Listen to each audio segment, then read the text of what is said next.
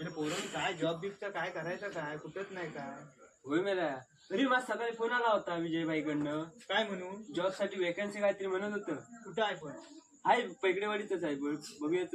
मग चला त्यांच्या घरी जाऊन बघू. चला. नमस्कार साहेब. हा नमस्कार. आम्हाला फोन आला होता तुमच्याकडे जॉब साठी वेकन्सी आहे काय? हा हाय. काय म्हणून आहे तुमच्याकडे कामाचं? अरे आमच्याकडे म्हणजे आता म्हशी आहेत का?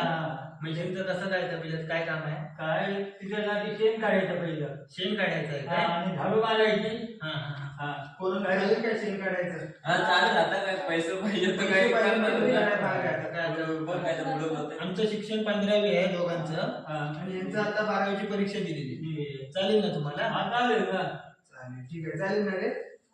पैसे पाहिजे ना. पैसे पाहिजे तर करायला लागेल.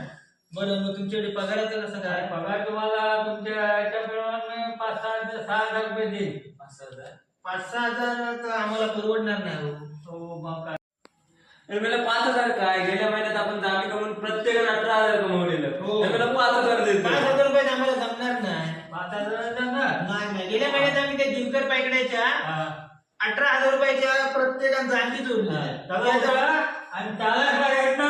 ते 5,000 तुमचं आम्हाला परवडणार